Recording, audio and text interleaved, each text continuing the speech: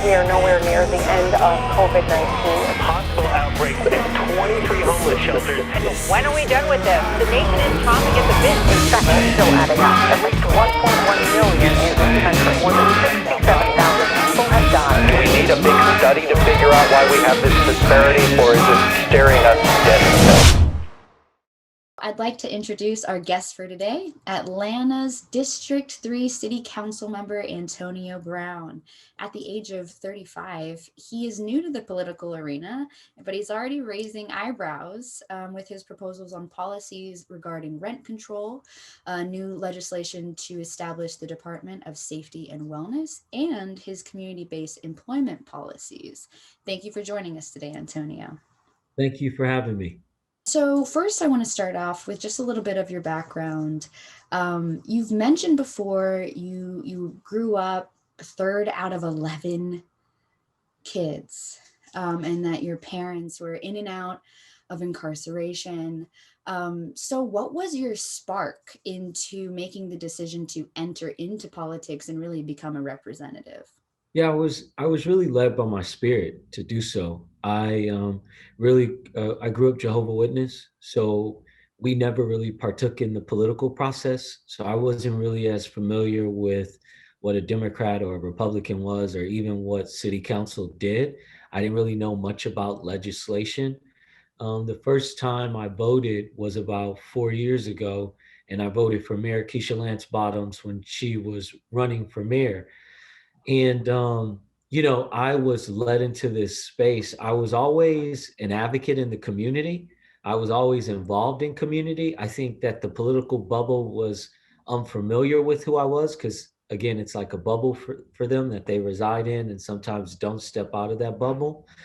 But I was already doing some really great things in the community. I had, at the time, created a college curriculum that was adapted into all the art institutes nationwide. And then from that work, I was honored by State Representative Erica Thomas. And then it started like this ripple effect where people started kind of asking me to consider running for city council.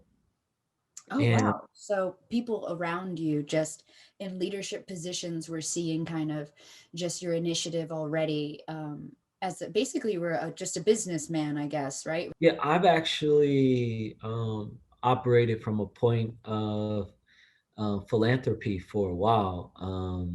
Even when I had my fashion brand, we hosted an annual event around HIV and AIDS awareness where we raised money to contribute to research around a cure for HIV and AIDS. So I was pretty much already in the community. And then when I created the college curriculum, after kind of surveying the institutions and determining that 57% of their student body was coming to school hungry every day, I started building food pantries on the grounds of the art institutes nationwide. So I've always kind of been involved in community and really doing work for the people. So that part really wasn't anything new for me. I think it was new for individuals within the political environment that were unfamiliar with me. Mm-hmm. Mm-hmm. Let's go into a little bit of that. What are your stances on matters of education, affordable housing, and police funding? Yeah, wow, that's a loaded question. But I feel So like they're all connected, right?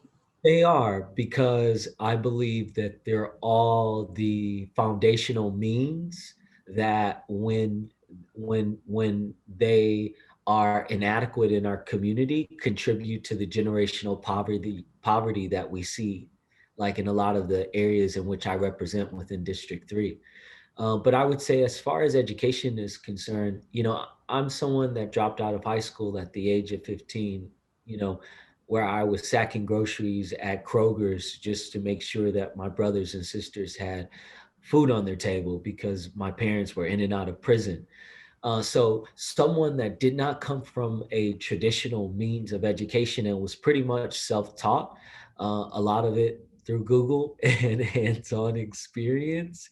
I'm a big advocate that education is definitely important because along my journey, I learned a lot. There were a lot of opportunities where had I gone through college, maybe I would not have gone through some of the things that I endured as a small business owner in this city and state.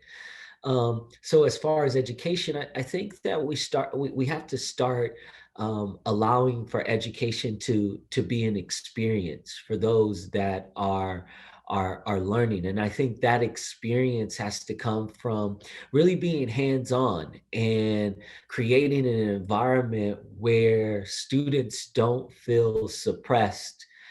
It's kind of like telework. Like we tell folks all the time that we want them to be creative. We want them to be productive and, thrive in these environments. But then we put them in a cubicle and tell them to do all of these great things inside of, and it just doesn't work like that. And I see education just like that. We still exist within a traditional education model that I think has to be dismantled. And I think that it's the only way to truly reimagine education into what it should be, and the potential of what it could be. And I'm starting to see little bits here and there of folks kind of, and I think the pandemic has contributed greatly to kind of forcing us in that direction, as well as it has like this telework idea that we weren't really exploring, um, just because of the technological advances and being able to adapt them into the institutions in which we were creating. So that's kind of what my thoughts are on education. I think that my life has become a reflection of the possibilities that exist with someone that doesn't follow a traditional educational path, that can adapt in environments and learn as I go. And I think if we can kind of take that ideology and apply it to the fundamentals of education, then I believe we can really transform how our students learn, how we can support their dreams and aspirations and motivate them to be inspired to go through an educational system that they actually believe in. Right. And they talk about this with just free education, right? All the way up to college. If someone, even someone that could have been you, right? 15 or a 16 in high school, well, why would I want to finish if I know I'm not going to college? And that narrative of, or well, I'll probably have, if I'm not going to college, I'll probably never really get to be more than such, kind of past this glass ceiling of sorts, right? And Uh, not even that I'll never, not that I'll never get to college, but that in the environment and condition in which, I mean, I came from poverty my whole life.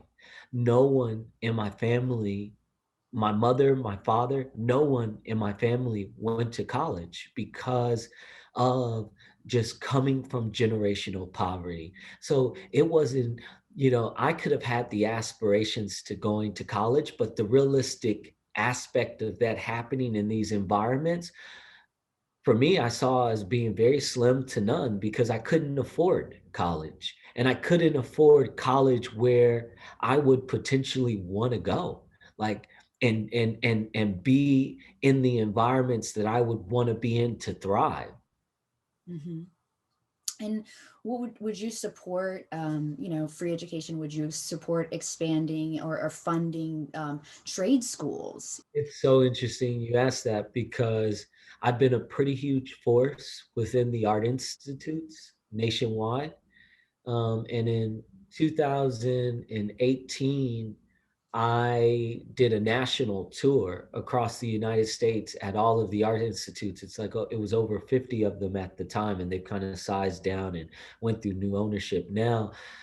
But, I've always had a passion and an interest one day to create or to build an educational institution that was built on the fundamentals that I was just speaking of, that could allow creatives to come into a space and thrive. But it also teaches the fundamentals of entrepreneurship that our current educational system doesn't always teach. And if it does, it's at a very basic level. And this was also like an idea I had around incorporating spirituality into education, like not the concept of religion or the construct of religion, but the aspect of spirituality that teaches students that everything that they need is within them, and teaches them in how to access what is within them, to wield it, to manifest into existence everything they've ever sought in their lives. I'd like to move on a little bit to the Department of Safety and Wellness. Right, it's a new legislation that you introduced successfully, but this was after a long year of defeats, like the Richard Brooks bill. Can you tell us more about the Richard Brooks bill and what it sought to do, and then how you really arrived at this new resolution? Yeah, and I think I'm glad you asked that question, right? Because I just want to say that I think, for someone that is interested in moving into the political space, I think that you have to be relentless in the pursuit of what you seek to accomplish in this environment that can very much so be divisive, and a ton of performance politics that do not serve the community or the people. And that's what happened. The Rayshard Brooks bill was really, folks kind of shaped it within this narrative of defunding the police. And I don't believe in that narrative. And it's not that I don't believe we shouldn't, reallocate funding to reimagine public safety, but the idea of defunding the police, it is one that I believe operates within this sense of extremism that really deters away from the work that really has to get done, right? Because it's really not defunding the police. You're really reallocating funding from the police around community oriented functions, around non emergency functions, and you're moving them from under the police into a new division of, like, what we are looking to create, a division of non-emergency response, right? And that gets lost in translation because you have folks that are within this space that are pro-police, which is okay. We all exist on a spectrum, and it's okay to meet in the middle, which was exactly what I was seeking to do through this legislation. And I think when you meet in the middle, and you really look at this from a holistic basis, what we were doing originally with the Rayshard Brooks bill is no different from what we were doing now, except we reshaped the narrative in a way in which everyone could digest it and appreciate it and be on board with moving it forward. Because the Rayshard Brooks bill, we were reallocating $73 million from the police budget that was focused around community-oriented functions, as well as in excess of administrative functions being performed by the police, in which they did not have the skill set to do. And we were moving them into a fund so that we could then reimagine public safety in a way that really spoke to the needs of the community. Because I hear all the time the fact about crime. Well, think about it. I represent communities that have existed within generational poverty that has gone unchecked and unaddressed for over 40 years in this city. So just naturally, when you begin to congregate poverty in low-income communities, eventually at some point, folks are going to get tired of struggling to survive every day. And it's going to spill over into other communities, which is exactly what we're seeing in this city right now, which is part of the reason why I introduced legislation that passed 13-2 on council to really stop the congregation of poverty through the discrimination of Section 8 vouchers. It was the only way to really create opportunities for folks without pushing them into low-income communities just for them to have the opportunity to live in the city of Atlanta. That's completely unfair, and it's not even equitable for the city to operate in that context. Right. Recently, you spoke out at the Wendy's, right, where Rayshard was killed. You stated the city has broken his wife to her core, and that the city has failed those students that were tased. You also were talking about the college students that were tased and dragged out of their car. And you asked the crowd, how do we operate in a city where we don't hold folks accountable? And so that poses the question, what is your opinion, your personal opinion, on police accountability and their legal immunities? And what is being done about it on council? What's the conversation like? So that's a really complex question, and I'll tell you why. Because I think we have to first educate people on the role of city council and city council's capacity to act in that role when adopting legislation, right? Because a lot of times I think that the public's perception is that we can do certain things that on council we just don't have the authority or the purview to do, and we become and in a lot of instances we impede on state law that governs what local municipalities can and cannot do. So, I say that to say, you know, I often hear people speaking about, police, you know, being able to do certain things because we don't have laws in place to hold them accountable in the context of their immunity when it comes to offenses that are raised to the question of excessive use of force or the lethal force or an obstruction of justice in any way. And many folks don't know. The Atlanta Police Department has also dealt with a ton of sexual harassment claims against police officers, right? So I think that we really have to examine the state law and really understand what real powers does council have to change those things outside of lobbying the state capitol that right now is a Republican majority, both in the House and Senate. And it makes it extraordinarily difficult to move anything forward. So, I think that's important. I also think that in regards to the college students that were tased, I mean, it's obvious that excessive force was used.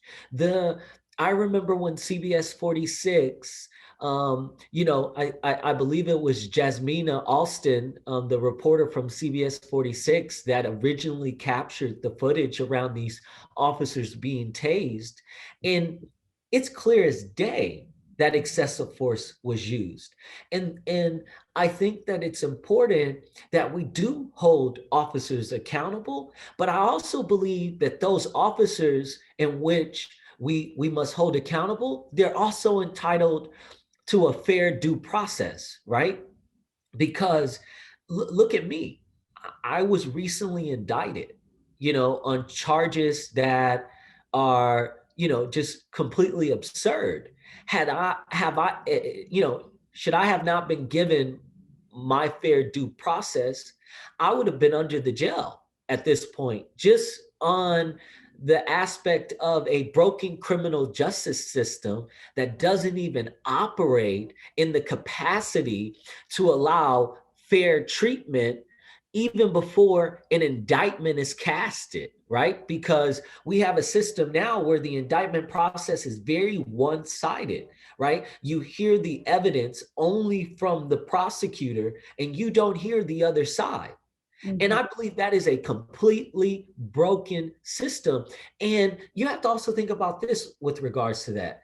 The damage is done when they declare an indictment and it goes into the press. And thank God that people know my integrity and in the place of integrity in which I operate from, and people know my heart and my spirit and how hard I fight for the people. So people called them out and really refuted the claims.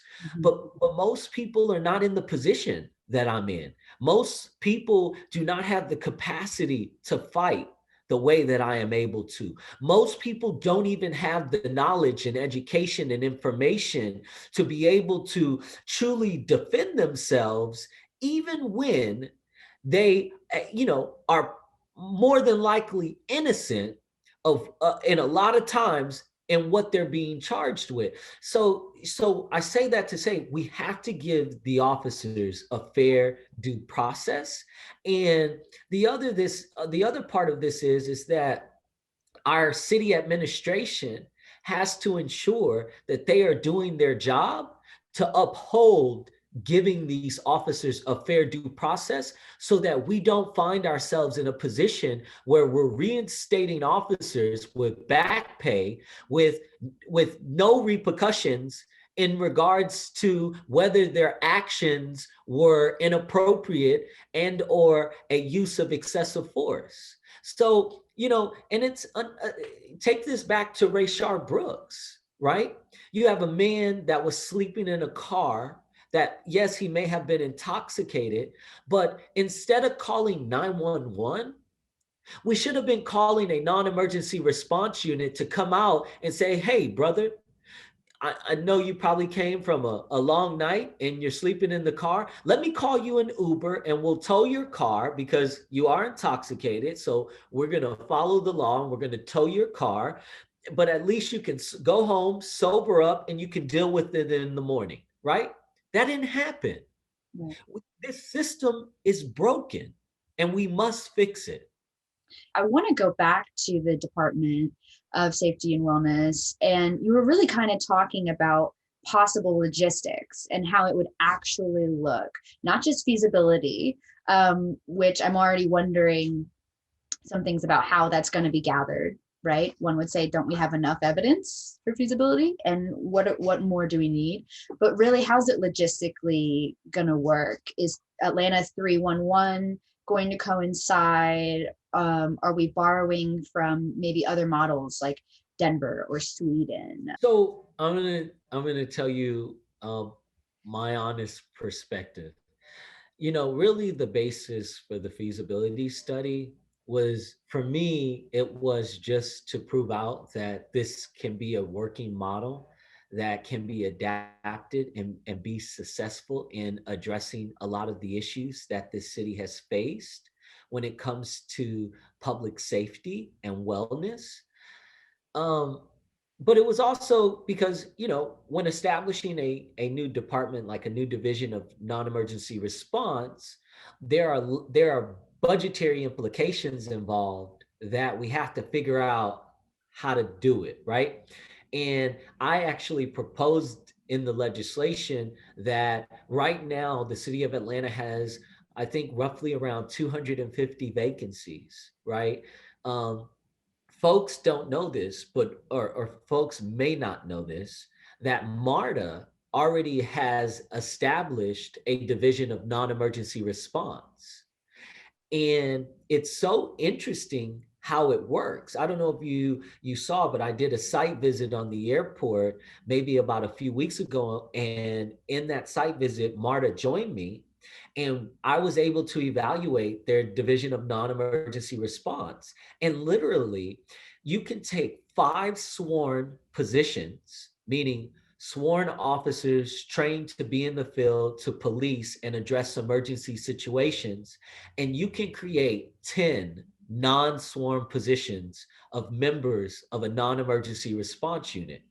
So in order to not create budget implications, you can utilize these vacancies, not all the vacancies. We don't need all of them, because if I can take 5 sworn positions and create 10 with them, then I don't need all of them to get me to a place where I have enough non-emergency response members to address the needs of the city. And even if that need initially is a pilot to see how it functions and we work out the kinks and get it right and understand the role since it is new for the city, then that's fine too, right? So I think that is kind of the aspect of the feasibility, even though in my mind, I've already visioned it. I already can see how it can work. I can see how we can get around the budget implications. And even when you look at ACDC, we're closing ACDC and we have these personnel that are already somewhat still in the budget, even if we've moved them over to constituent services, they're still in the budget. So how can we take those positions and repurpose them and really evaluate bringing them into this new division of non-emergency response? Now, this is something else I'm going to speak on that some may not agree with me on. I don't believe that 311 should be handling non-emergency issues. I think that that is the problem we ran into with 911 and why 911 was inundated with non-emergency calls, and there was such a long hold and wait time, and it was a long wait time for officers to arrive to residents' homes. Because if you're trying to address issues specific to your department, but you start getting other issues kind of into the same pipeline, then you become oversaturated with just a variety of things and you can't focus on what you're purposed to focus on. So I don't believe that 311 should be tasked with non-emergency issues with regards to mental health, substance abuse, high school issues, escalated high school issues that don't raise to a point of an egregious crime, or the unsheltered population. No, 311 needs to work on, 311 needs to focus on potholes and service issues and things of that nature, not, oh, I have a homeless person that is struggling with mental health issues. I mean, what is 311 going to do? They're going to have to try to figure out, well, who do I send? How do I, that's not even in my wheelhouse of even understanding how to process these calls, but I think a lot of this and a lot of these decisions being made are a result of a resistance coming from the administration in an attempt to try to show that things are getting done, but they're so reactive that they actually set us back instead of moving us forward. I would have never moved non-emergency response to 311. And I think that these are the kinds of things that we can talk about till we're blue in the face. But if we don't have leadership in place to properly address them, we're going to find ourselves repeating history and continuing to be reactive and continuing to go through the same things we've been going through for the last 40 years in this city. Right. So I want to talk about, you mentioned history. January 6th, few big things happened, right? The massive crowd of pro-Trump supporters at the nation's capital. And then that same night in Atlanta, we had protesters gathering at Centennial Olympic Park after Officer Shesky, the white officer that shot Jacob Blake, they dropped the charges. They dropped the charges on prosecuting him. Yeah, so they were doing a protest, and some things happened where some protesters were charged with some crimes of inciting riots, and a few protesters were hospitalized. But then the police chief, Rodney Bryant, denied any hospitalizations. And I know you were posting about whether or not the protesters themselves were going to be charged. So it's really unclear. Can you give us a closer look into the charges that are going on with the litigation for these protesters? And why do you think the chief had misinformation about protesters being hospitalized? Yeah, so that particular incident that occurred when these protesters, and in my opinion, were peacefully protesting. I do think that there were incidents that occurred within the peaceful protests with some one-offs, like someone actually threw a brick at one of the police units, and some other things kind of occurred. But for the most part, everyone in attendance were peaceful. And, the charges ranged from an obstruction in the roadway to, um, to, you know, um, resisting, and some really minor offenses Right. that I personally don't believe should have even resulted in their arrest. Um, and I spoke with Solicitor Rains Carter for the city of Atlanta, and he also agreed that, he believes in everyone's First Amendment right, and that if you are peacefully protesting in this city, that you should not, have to worry about being arrested, and you should not have to endure any kind of obstruction by the police.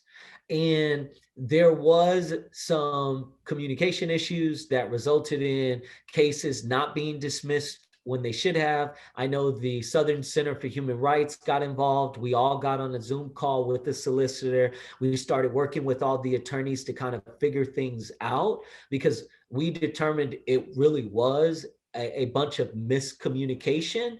And we started to put a plan together with how can we really dismiss these charges, because there were so many of them. It wasn't just the 25, it was like over 300 cases sitting within the solicitor's office that were still pending either a discharge or a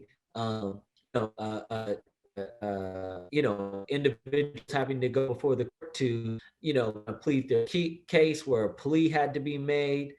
So it was really a lot happening.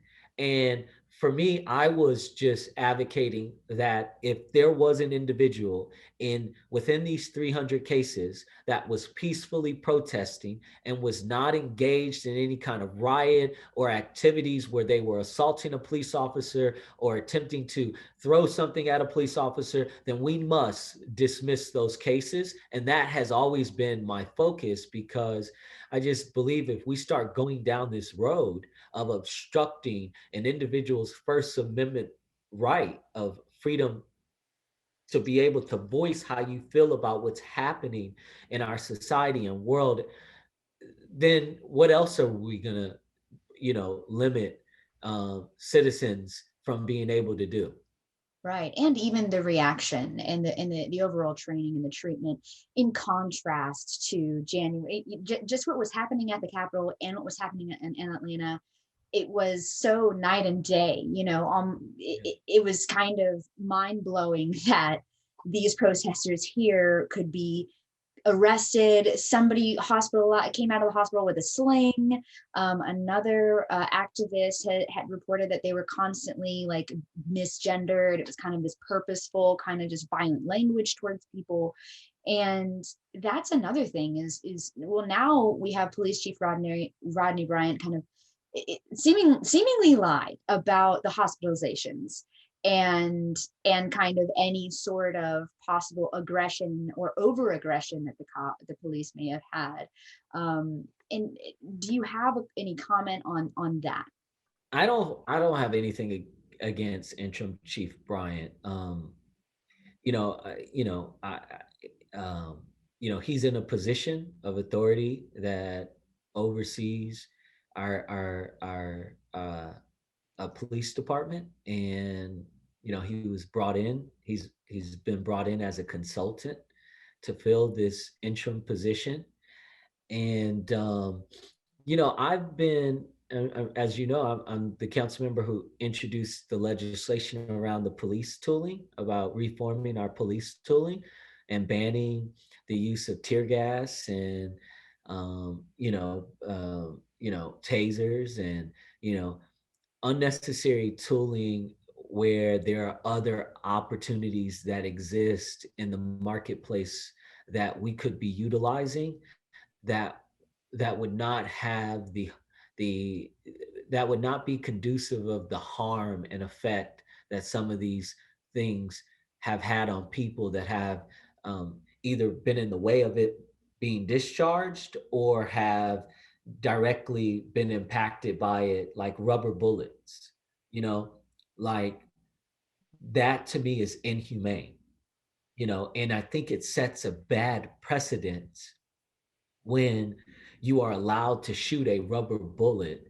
I mean, you might as well be shooting a bullet because you are condoning that you can shoot your way through solving a problem instead of solving the problem. And that's always been my concern is that we can't continue to be reactive when residents of this city are, voicing their concerns within the institution of our government. All right, I'm gonna let Brandon ask his questions if you don't mind. All right, thank you. And once again, yeah, I'm a reporter. Obviously, I'm a producer with the show, reporter with the Mainline magazine. And yeah, I just wanted to ask a few questions that were a little bit more broad in scale as opposed to the more focused questions that Haseena has been throwing at you. But with that said, let's get to it. I think the most crucial question in the here and now, locally and nationally, is inequality. And once again, Atlanta is the capital of inequality in the United States. And that's an issue that's been brought up really since the beginning of the Occupy Wall Street movement, playing throughout the Two Standards campaigns. And it's a national point of focus that isn't going away. I think it's rightfully so. And so I'd like you to elaborate, if you can, on how do we address those existing issues within our communities. I think when you speak about any income inequality in this city and even in this country, I think you really have to look at the root cause of it. You have to understand the driving factors that have allowed it to exist for as long as it has. And if you really want to dig into the history of the city of Atlanta, I think a lot of this extended originally and allowed it to get really bad in this city when white flighting occurred in a lot of our cities.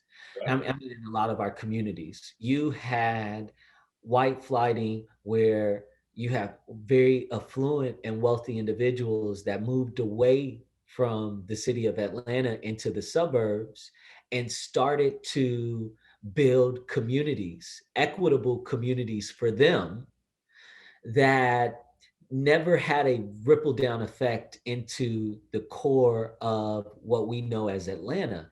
And when that happened, simultaneous to that, you started to see communities that at one point had the ability to thrive to now face a lot of the generational issues you see now, right? Like an issue in education where there was poor funding into schools because the tax dollars from these affluent communities before the white flighting occurred was contributing to the educational system and also ensuring that it was a system that worked because they wanted to make sure, it, like any of us would want to make sure that the school system is working for our kids and our kids are prospering within this system so that they can go on to thrive and build great lives for themselves. So when the white flighting occurred, what then began to happen is these schools begin to fail and the communities begin to fail because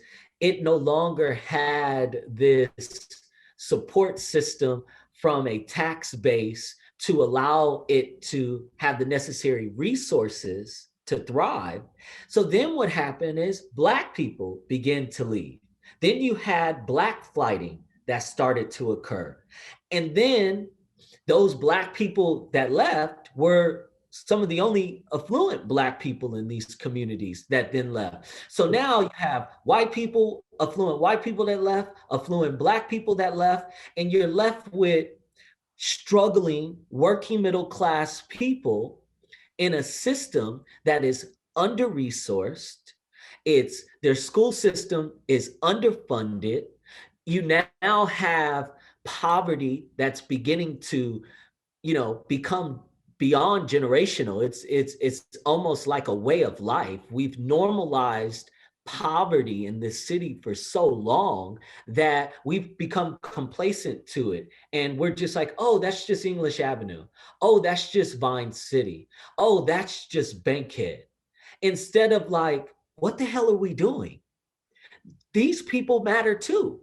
And just because you may have found yourself on one side of the spectrum where you've had an opportunity that has allowed you to develop a lifestyle where you can thrive and your family can thrive and the school system that your family is a part of can thrive and the institution of your business can thrive, there are people that have not and will not in this system benefit from that. And that's why generational poverty in the communities I represent, which are the poorest Black communities in probably all of Atlanta, have suffered from generational poverty for so long. And then if you even fast forward beyond Dr. Martin Luther King Jr., whose whole message was a beloved community where everyone can thrive together and exist in this ecosystem that was sustainable, but also viable, where it could continue to work, like the different components of it, no matter where you are in the spectrum, there is something where everyone can thrive and grow and prosper in their own way. And you fast forward from that, and you find yourself where you have a billion-dollar stadium being built in the poorest communities of Atlanta, and you have all this dilapidated properties, and you have people still living in these communities and have lived in these communities through all of the generational poverty, all of the decades of poverty that are still here, that have raised their kids in this poverty, that are like, damn, you're building $1 billion stadium, and we have been under-resourced, underserved, underprivileged. You've allowed guns and drugs and all of this stuff into our communities that have institutionally broke down our family system, that contributed to the mass incarceration of our poor people. And a lot of it is at the result of criminalizing poverty or putting individuals in predicaments in which they are forced to survive, because it's either I survive or my family starves, or I eat and I cannot pay my rent. So when you really look at this broken system, this ecosystem that was supposed to work for everyone and has only worked for a select few, you begin to understand that the root cause of it is the fact that we don't have people that care enough to fight enough to change it. And the elected officials that we have in office have become so complacent to it and have normalized it for so long that when you have someone like myself that calls it out and says this is a problem, I'm then identified as a rebel, as someone that is disrupting the status quo, when there should never even be a status quo.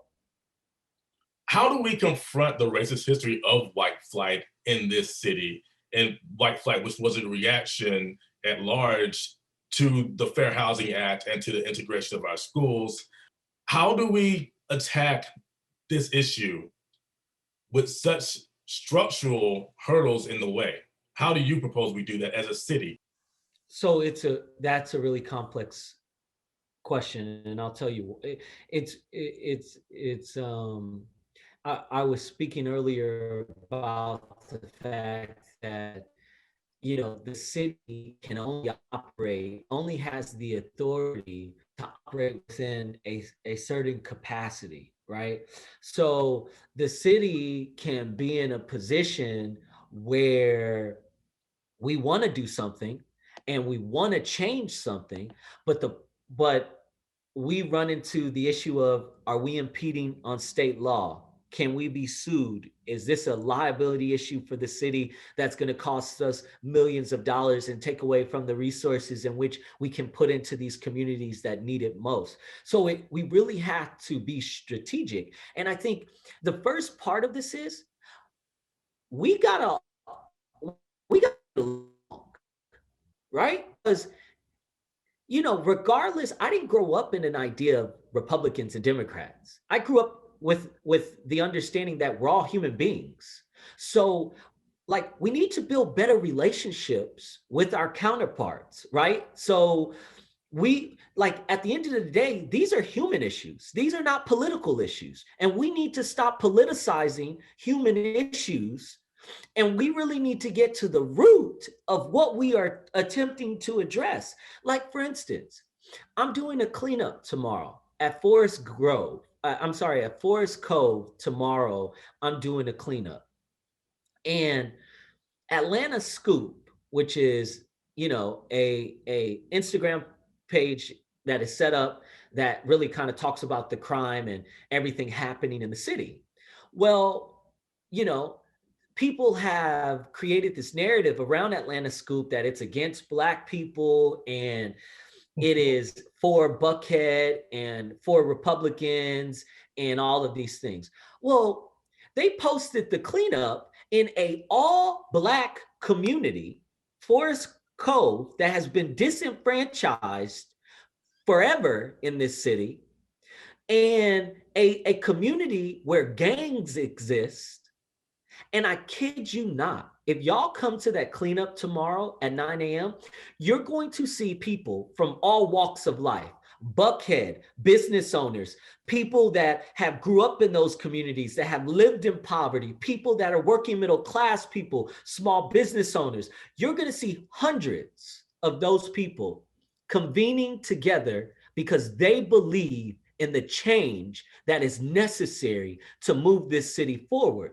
But we allow politicians, elected officials, people of influence and power to shape our narrative for us, because if they can create a narrative that keeps us divisive and segregated amongst ourselves, we never realize our ability and potential to come together to move issues forward, to move community forward, to move a city forward, to move a state forward. And I think that is important because, it's easy for me to see what differences we have, whether you're a Republican, Democrat, or a Democrat and another Democrat. It's easy to see that we may have differences in how we see things. I mean, I've had conversations about defunding the police. I just had one yesterday, and a guy said to me, oh, we're skirting around the issue and we don't want to call it what it is. No one's skirting around the issue because we all want one thing. We want a safe community where all of the people in our community can thrive. Meaning we recognize that we have to change and reimagine how we do things to get to that goal that we all seek. What I don't agree with is the narrative, but it's okay because we can agree to disagree because our end goal is the same. That's how I passed the Department of Public Safety and Wellness paper. I mean, we had to have very real conversations like, hey, the cash bail system, we need to look at that again. You know why? Because we don't have a proper system in place to deal with repeat accusers coming before the court system, constantly getting out on a signature bond, and the crimes being committed by them are continuing to escalate and become more and more egregious. That doesn't mean we need to jail these people. That means we need to provide them support and services to help them be able to re-enter society in a way where they don't have to continue to commit these offenses to come before the court. And when I said that to the Southern Center for Human Rights, they said, you're absolutely right. And they were the proponent behind the cash bail system, the signature bond. So if we keep allowing these institutions to shape our narrative and program our minds to believe we are different because the color of our skin, or we are different from where we grew up in, or the communities we come from, or how much money we make, or the job that we have, we'll never move forward, whether I'm in office or someone else is in office. Because until we come together and realize our power, we will remain complacent in our differences, and we will never rise to the occasion to truly affect change, the needed change to move this city and state forward. So on the lines of moving things forward and affecting change, I'd like to talk about healthcare for a second, because surprisingly, for a lot of people out there in the city of Atlanta, we still are living in a pandemic. We're in the shadow of the coronavirus crisis and the crises that it has agitated. The lack of a strong public safety net, especially the lack of meaningful public health infrastructure, it has been forefronted. With Black and brown populations experiencing contraction and mortality rates asymmetrical to the levels of comparable demographics. Where do you see opportunities to provide more humane structures for community care? And can we look to efforts to provide universal health care at a municipal level? I'm saying this, but also I'm like coming up against the barrier that I know is going to come at us, which is the state legislature. But I'd like you to just try. We can do this. We can do this, and I'm going to do it. We can do this at a municipal level, and I have a plan to do that. I believe that there needs to be an intergovernmental relationship with Fulton County. We need to bring them on as a partner. We need to also bring on board Mercy Care, right? Mercy Care is an incredible institution. It is an organization that focuses on providing healthcare, dental, counseling services for mental health and substance abuse issues, and they provide those services at a very high level. I even am a part of those services. I go through those services myself, and they have a scaling model where within a 5-mile radius of the communities that they reside in, you can obtain services, and based on your income level will determine how much you pay for those services. And it's just a dynamic system. We can take that model and we can start incorporating it into developments, mixed use developments, mixed income developments, right? Because we can no longer build projects. We can't just build low income communities, because they turn into projects that turn into something that can no longer be sustained in our current society.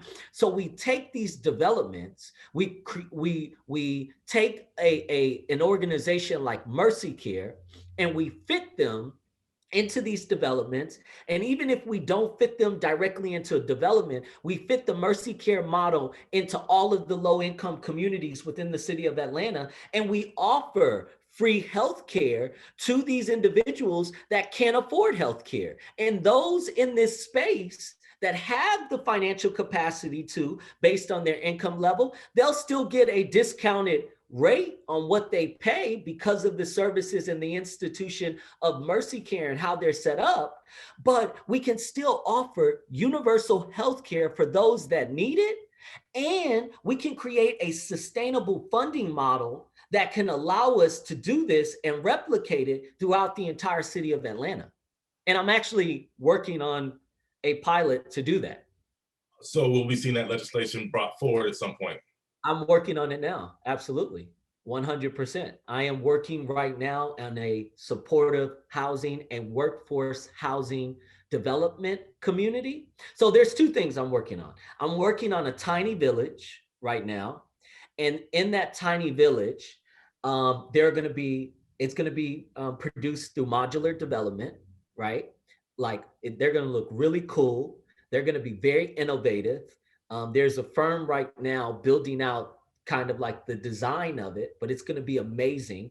The units are going to be between 400 and 600 square feet, and they're going to support supportive housing. So that is, single families, a mother and children, or a father and children, or a mother and father and a child. They're going to support the unsheltered population in those categories to live in a sustainable environment, right? In these supportive housing, where the people that live in the community also supports the community, which is going to also have the workforce development component, where we can have teachers, where we can have counselors, where we can have folks that are essential workers in this city, live in this community, and support this community to create an ecosystem that sustains. And we're going to house Mercy Care along with other amenities to really create a thriving community where you don't feel like you're in something that is, trash, where you're in something that's inadequate of what you feel like you deserve, regardless of the circumstance that you may be facing in your life. And I'm doing this, and I think it's going to be incredible. I think it's going to be a model that cities all over the United States will see and follow. And it's never been done before. And they've tried this tiny village idea in like Los Angeles and other places, and it really, it's gotten a lot of negative feedback because the construction of it, the visual aspect of it, really speaks to a very low end kind of desire that a lot of folks really aren't interested in living in. So you got to create something that looks cool, that's innovative, that's young and fresh and thriving, that people are going to come to and like want to live in and want to take care of and want to thrive in. That's the only way you really, and I said this earlier in our conversation, it's like education. If you don't create an experience around education, you're going to lose students. Because I remember before I became a city council member, I developed a program called the Student Entrepreneurs of America. And I went into the Urban League, and they were teaching students how to get their GED. And I walked into this room, and you had about 20 students in front of a computer, almost like they were bored to death, okay? And looked as though they were being forced to understand something that they really didn't even want to learn, which is part of the reason why they dropped out of high school in the first place and were in a place where they needed to get their GED. And the environment just wasn't conducive of success. And I said, how do you expect these kids to learn? You need to create an experience. You need to create, if they want to be creatives, if they want to learn graphic design, if they want to learn how to be an artist or how to make music or how to build cars, create an experience around what they're learning so that they can thrive in these moments, they can connect in these moments and actually move their lives forward. You're giving them the same environments in which they've come from before they walk through these doors to be inside here. You mentioned something about your tiny village that popped up in my head, and that's the fear of, well, what's going to stop the city from gentrifying that, right? What can we do to really protect? It's one thing to set, I like the idea of the community, I think that a lot of times people really try and create their own, right? And the problem that we run into is really this gentrification and this kind of, oh, well, now this is looking pretty nice, so why don't we build nicer things around it and maybe push it out, or maybe let's try and buy this land out. And there's some people like, I don't know if you know the park on Ponce de Leon, that long park kind of along Ponce de Leon. It's kind of, I think, yes, it's sort of a park. You see there's like a bench and things like that. Yeah, I know where you're talking about. Yeah, I know what you're talking about. That's been grandfathered in. The owner of that piece of land grandfathered that piece of land as a park before he passed. And when you grandfather something in, right, you cannot change it. So no matter what, that strip of land down Ponce will always be a park.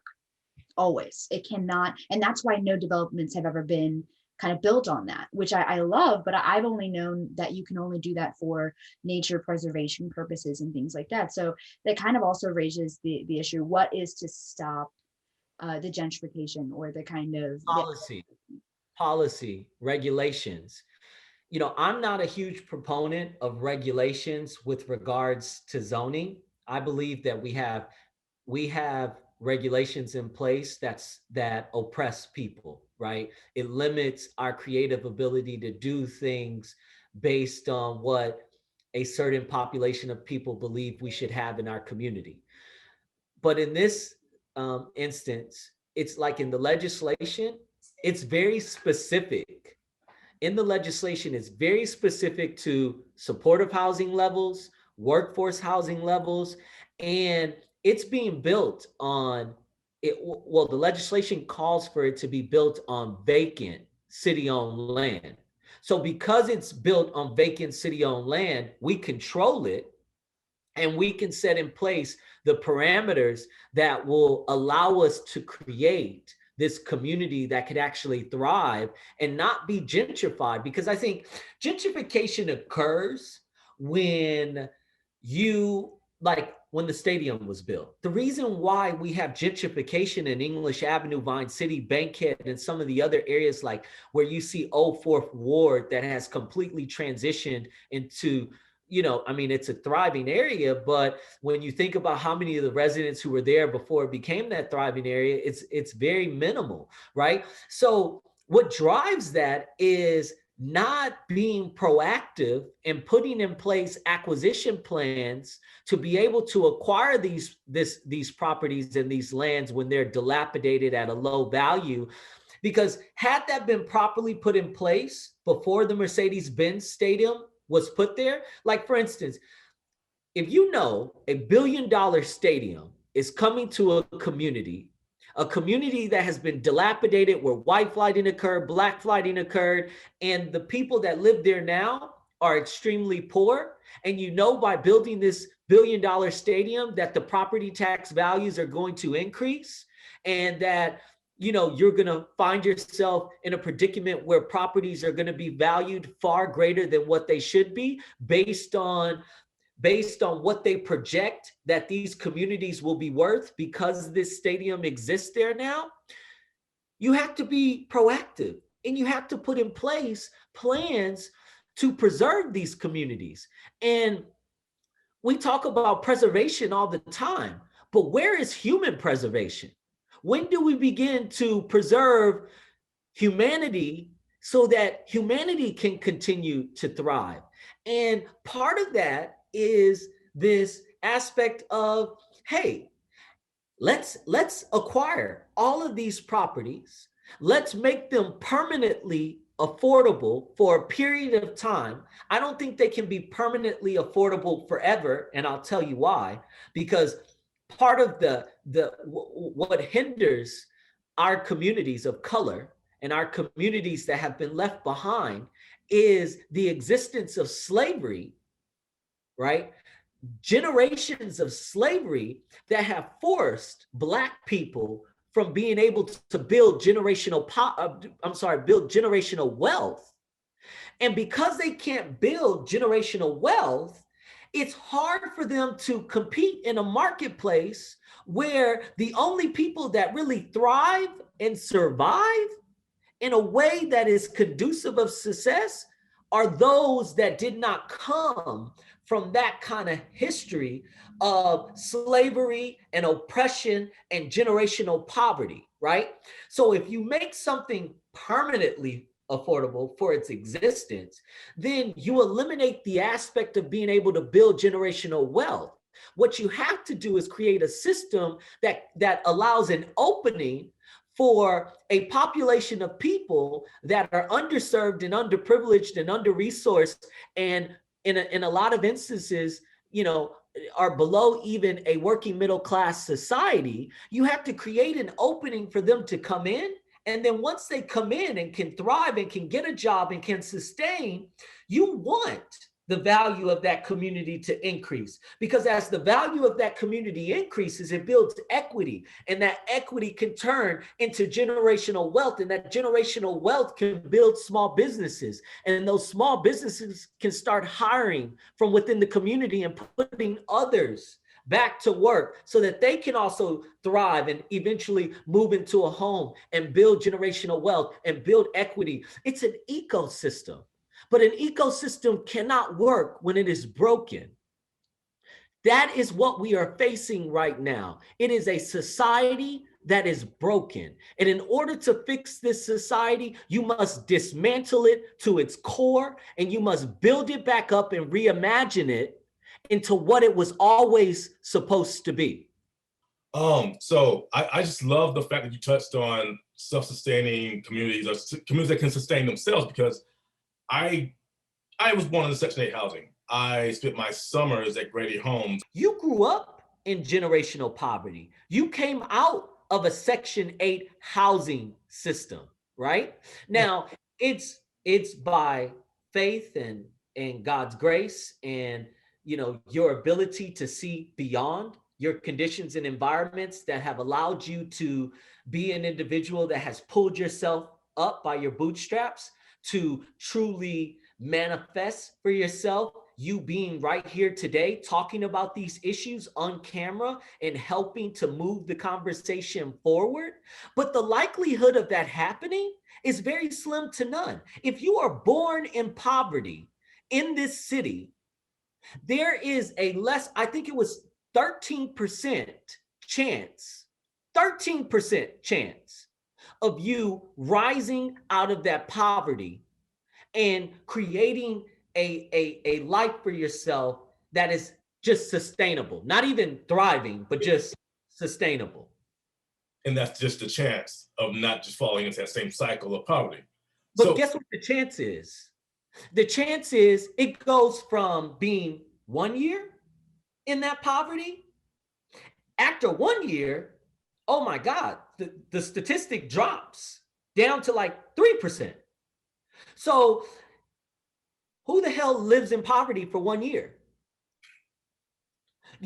So these are things that we have to have real conversations about. Now, my statistics, I'm just kind of going off of the top of my head. I've done some research on this. I just can't remember them. So if my numbers are a little bit off, but I know the 1 year is very solid. They say if you're in poverty for 1 year, the percentage highest, the percentage is much greater, like 13%. If you're in poverty after that 1 year, in excess of multiple years, then it shrinks drastically. Mm-hmm. And it's unfortunate because think about it. We have generational poverty because folks didn't come out of it in a year.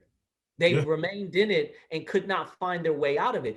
And someone like myself that grew up in poverty most of my childhood and life, that dropped out of high school at 15, the only thing that pulled me out of it was my imagination. I was able to imagine something greater for myself. I was able to see it and feel it and believe in it enough where my actions became a reflection of what I saw in my mind. And I then started to put it down and figure out, like, how do I get there? And identifying what it took to get there. And I started to apply myself and learn and understand what was necessary for me to come out of this condition and bring my family out of this condition so that we could at least sustain. I'm glad you used that word, that imagination, our imagining, being able to imagine it. I think that's very crucial to what we can become in our lives. And I'll finish loading up that question with saying, yeah, I spent my summers with my great-grandma in Grady Homes housing project that was torn down. And when it was torn down, we just so happened to find ourselves over in Stone Mountain. And this is me and my mother after a few bouncing around between where we grew up over in the east side of Decatur.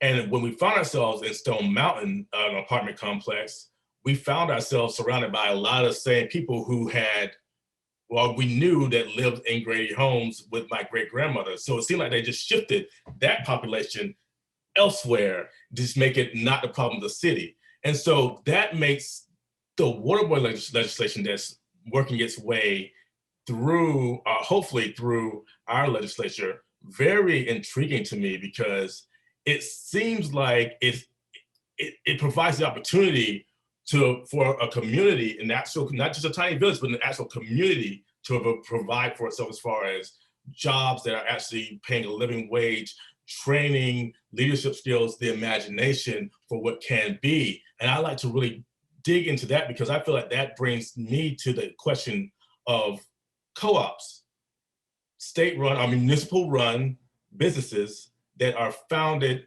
run by, anchored in the communities, that there will be no capital flight here. It will run and it will be something for the community. So at this point, in the here and now, 1 in 4 Atlantans live in food deserts. And this is not a new problem. On the west side, on the south side, predominantly Black and working class populations of our city, if these communities of the south and west sides have been continually neglected by corporate interests such as supermarket redlining and food apartheid, as has been the case for our working class and working poor in the metro Atlanta communities for decades, could not co-ops or municipal businesses fill that gap and make it so that communities can provide for themselves without shuffling out the native population? That's problematic, probably. But you get where I'm going with that question. So let me just tell you this. You're absolutely right. And that's why I was smiling the whole time. So let me tell you what I'm doing right now. On Neal and Lowry, we just acquired 3 acres of land. And on this land, we're taking 2 acres and we're building an urban farm that's going to pipeline into a co-op grocery store that we're going to have as a modular development unit right next to the farm. And what we're doing is we're creating a model that will fit into this ecosystem that I've been speaking about, right? Because if you dismantle the construct, in order to build it back up, you need to ensure that it's sustainable. And in order to make it sustainable, you have to figure out like what you can create that can thrive and sustain on its own. So we're building a farm that's going to provide produce boxes weekly to those in the community that need them. In addition, we're going to take the produce and we're going to create a produce to retail model, right? Mm-hmm. And it's similar to the co-op that's in Southwest Atlanta. And the only difference is that we've attached a farm to it, but we've also attached a high school program that is going to be administered by Washington High School through their ag program, where we're going to give seniors the opportunity to learn about the science of agriculture and then also make a decision if they want to work on the farm and also contribute, because you know, urban farming is $1 billion industry. And because of this narrative that has shaped through our society, through the culture of our society, farming has always been kind of one of those things where Black people have seen it as another form of slavery. So we've become disenfranchised from it, right? But we can start reshaping that narrative and showing them the business of agriculture and teaching them about farming while we create a model that can be replicated in low-income communities where grocers refuse to come into these communities because they don't meet an education level or a demographic level or an income level. And we can start building it throughout the entire city of Atlanta. And it doesn't cost a lot to do. And we can start removing these big retail grocers that we have to fight with and convince to come into these communities that they know are food deserts, yet they refuse to come in, right? And I think that's the way that you start solving problems. You don't, like, I wasted a year debating with Whole Foods and, you know, Lidl and like, I'm not wasting my time while you figure out whether or not these people deserve to have a grocery store when you know that they're living in a food desert. I'm not going to waste my time. I value my time. So if you're not going to do it, I will build my own. And I will do it in a way in which this community can thrive, where we can hire people from within the community to work in the grocery store. We can build a system where we can generate, produce for those that have lived unhealthy because the only access to food that they have are convenience stores. So they're forced to live these unhealthy lifestyles where they start forming conditions like diabetes, and they start forming conditions like obesity, right? So we have to start changing this construct into what it should be. And then you spoke about like this whole ecosystem around workforce development. Well, I don't know if you know about the legislation I passed through the Department of Transportation to look at bringing all of our infrastructure jobs in-house and hiring from within the community, building trade programs within the city of Atlanta, where we train folks in the community to get a job at $20 an hour plus health insurance, and we're going to sustain it through a $250 million workforce development bond that will also not just sustain this program, but it's going to create thousands of jobs year over year through an employee opt-in payroll deduction. So to enroll into this program, you have to agree to a payroll deduction similar to your healthcare deduction. When you have health benefits, they take out money from your check every time you get paid. But it allows the program to be sustainable. It pays down the debt service on the bond, and it allows us to create thousands of jobs year over year while fixing the city's crumbling infrastructure. Never been done before. So these are the ways that we have to start thinking innovatively to really change a construct that has been in existence for so long. Now, I want to kind of shift back to the proposed municipal bottling company. Is there a future that you can see where that comes to reality? And it comes into reality as a worker-run, democratically run municipal corporation or co-op, however you want to say it. But it seems like we're already like catching up to what the water boys were already doing this on their own. The city's catching up to them. So it seems like they should be able to take leadership and take ownership in this business and gain those leadership skills along with, I guess, all the other benefits that are being proposed by this legislation. What are your thoughts on democratizing that workplace?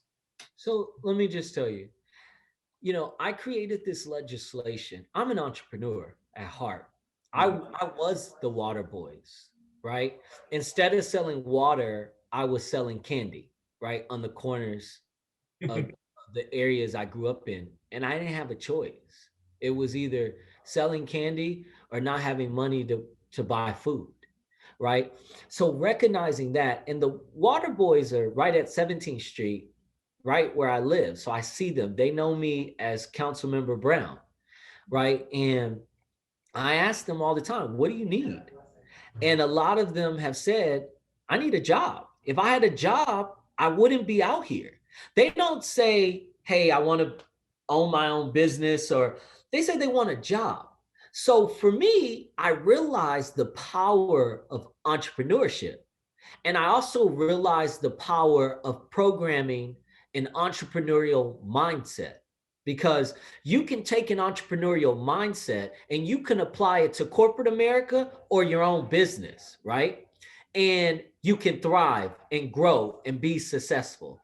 So for me, when I created the legislation, there were several factors that were involved. One, the city right now does not have the tax digest to sustain the necessary resources and the necessary opportunities that need to exist within this ecosystem that's going to truly be able to address the systemic issues, the rooted issues that we need to solve to truly move society forward. That's the first thing.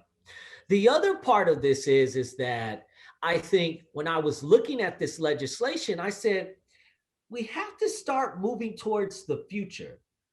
The city has to be in a position where we can start investing in our people. We have to. If we don't invest into our people, then we're never going to be able to truly grow a society that can thrive in a way in which we can all be supported and we can do the things that we need to do and we can move this city into the future. So I said, the first thought that came to my mind was, hey, we're one of the largest TV and film industries in the United States, second to LA, Los Angeles. Yes, we have, film incentives offered by the state for these production companies to come in, but there's really no system in place to allow us to truly invest into our people, to invest into our city, to create thriving opportunities. So I said, listen, the state has established Invest Georgia, which allows them to invest into technology, invest into businesses, and take an equity position in those investments. One of the first people they invested in was Paul Judge. So why can't the city get a carve out within the Constitution to allow us to invest into TV and film so that we can start creating our own content? Why do we allow FX to come into our city, pay our folks minimum wage, work on sets, use our talent, and we get really what we get from it are fees, permit fees for them to come in and film. And yeah, the cities, the city may thrive from our tourist dollars and our hotel dollars, taxes, but that a lot of that goes to the state. The city doesn't really see those millions of dollars.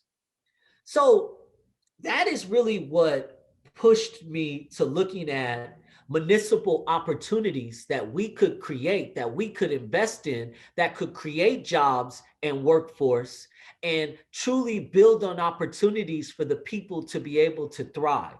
So if the water boys want to sell water, let me teach you how you sell water. Let me teach you how you bottle water, how you treat water, how you market water, how you go into a marketplace and succeed.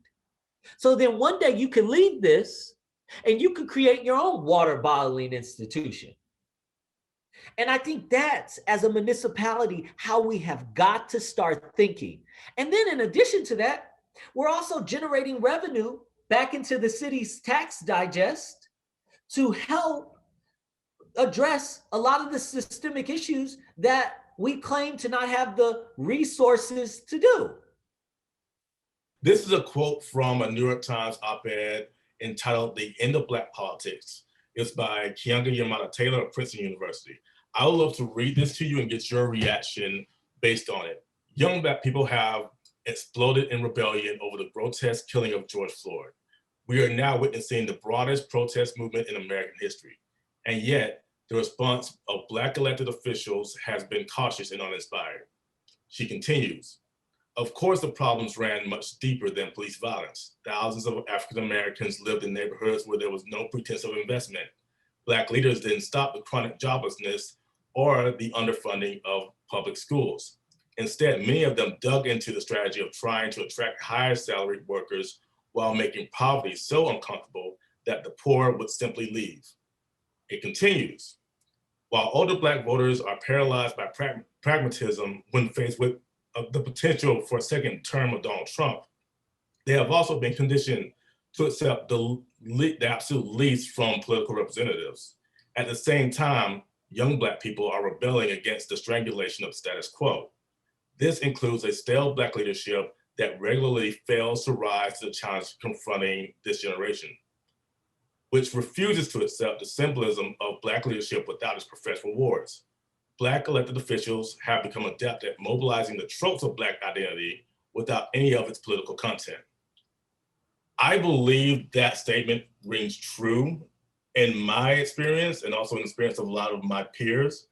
And I believe it speaks to the historic voter or the historic lack of voter turnout, the high levels of voter apathy, and the kink of Trump's rise in support among Black and people of color populations in our most recent election. I feel like voters are tired of voting for identity while seeing no material change in their lives. What are your thoughts on that sentiment and the sentiment of the quote that I shared with you? And how do you plan to avoid the trap of being reduced to a purely representative figure as a Black man and a gay man being in a position of power and someone that we're looking at as someone who we think will play a much larger role in our lives going forward? So I believe the op-ed is completely true in every aspect of it, of what you read to me. Um, think about this for a second. I represent communities that have been poor for 40 years, Black communities that have been poor for 40 years in this city under Black leadership that have perpetuated this ideology of a Black Mecca and a city too busy to hate. Think about that. And you have individuals within this construct, within this institution, that have allowed this facade to continue generation after generation after generation in pursuit of protecting it for a mere select few.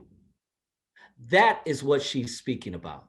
She is speaking about the establishment of politics that has disenfranchised the very people they should be protecting in the positions in which they serve. And that is a reality. It's not just Atlanta, it's all over this country. You see this happening. But what they did not anticipate, and maybe they did, but maybe they didn't believe it would happen this soon, was the pandemic happened. And with the pandemic, it forced human consciousness to evolve because it removed the distractions for a period of time in their lives, and it forced them at some point to exist within the stillness and silence of their lives to make them reflect on what was happening around them.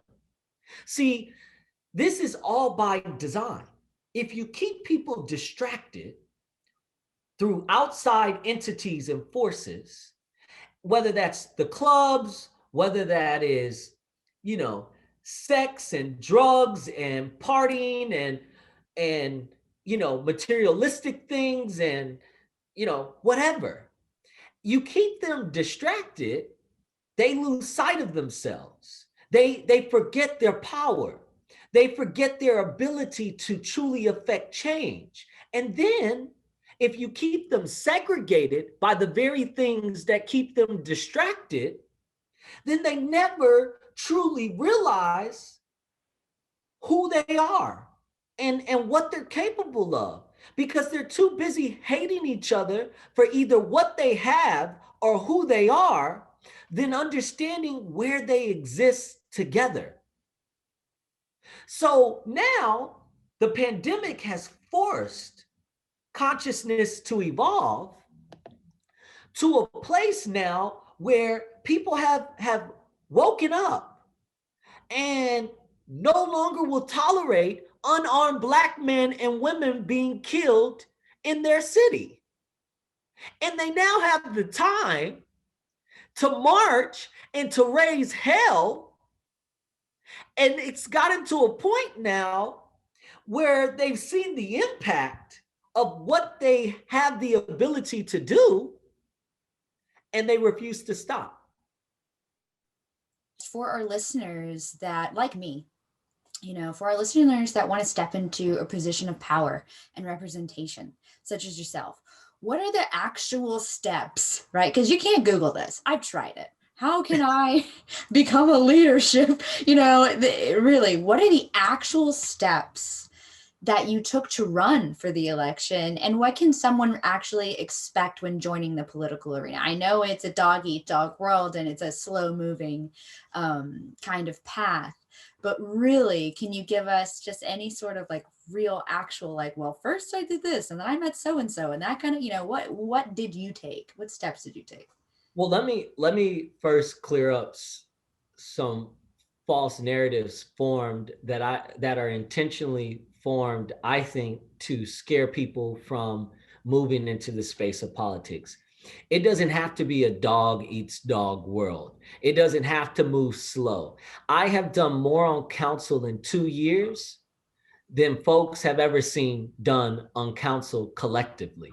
I, in less than 2 years, have passed 70 pieces of legislation, okay? 70 pieces of legislation when I didn't even know how to write legislation when I came onto council. So those narratives really don't exist. What exists is your desire and your relentless ability to move an agenda forward.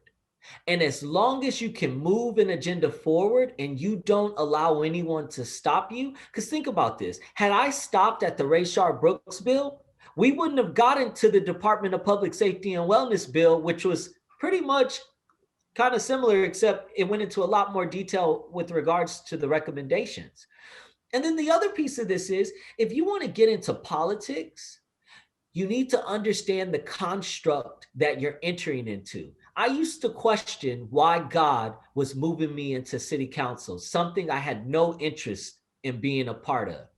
And outside of helping people, I really didn't understand. I'm like, why am I in this space? Now I know, because in order to change a construct, in order to change a system, you have to understand the inner workings of it. You have to understand how it functions, what drives it, what systems, what entities allow this to continue to sustain in the capacity it has for as long as it has, right?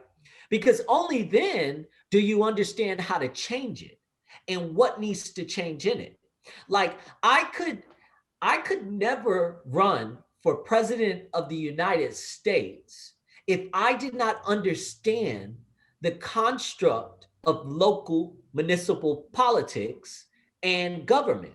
I couldn't, because in order to truly address the issues of humanity, human beings, you have to understand the fundamentals that drive it at the most granular level.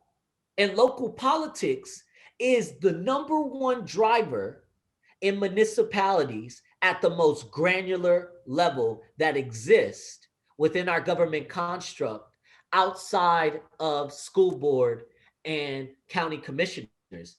But really, city council, really, in a way, is the driver of the laws that are implemented in the city that really determine what some of these other entities do and how they exist. So for me, I realized if I'm going to get into this space, I need to understand my neighborhood association. I need to understand my neighborhood planning units. I need to understand zoning.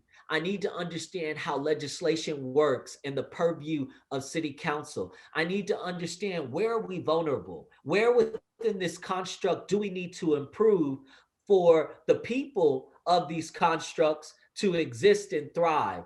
And then how can I make those changes, whether through programmatic initiatives or legislative initiatives, to create an ecosystem for everyone to sustain? And I think once you can start answering those questions and you can determine that this is a space you believe you can enter into and be effective, then I think you start taking the necessary steps of starting to explore where you see yourself within the construct. Is it city council? Is it school board? Is it a county commissioner seat? Is it running for mayor? Is it running for governor? Is it running for US Congress or state senator or a state representative? You know, then you begin to really understand. And then from there, once you determine that, you need to then break it down to its most granular form and understand what resources are needed, what network is needed to allow you to be able to manifest into existence where you see yourself being. So if it's city council, well, you know, what networks do you need to build to reach the maximum number of people it's going to take to vote you in office. And who are those people? Where do they reside? What universe do they exist within? Then, how much money is it going to take for me to reach them? How much money is it going to take for me to build a canvassing team that's going to be able to go out and actually connect with these people to make them feel like we hear them and empower them and educate them on the power of their vote and why they need to vote and why they need to vote for you as opposed to who they've been voting for however many years of who you could be potentially running against. And then you just start kind of going through that motion and tapping into your network to be able to raise money and build a campaign and build messaging and understand the fundamentals for being able to run a race and win an elected office. That was an awesome answer. That was a perfect answer. Thank you. You went through actual steps, and I can really, and knowing and researching obviously is the answer. I know that you're tight on time. For the last 30 seconds, I just want to offer a moment of silence for Mr. Wakil. Thank you so much in his honor. Thank you for giving us your time. I'd like to just spend 30 seconds of silence dedicated to everything he's done, and may he rest in power.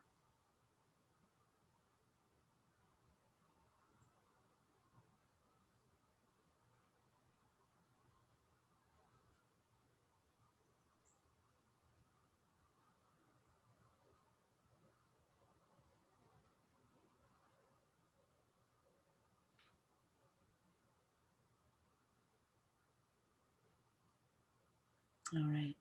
Thank you so much for joining us today. And I hope we do get another chance to interview you.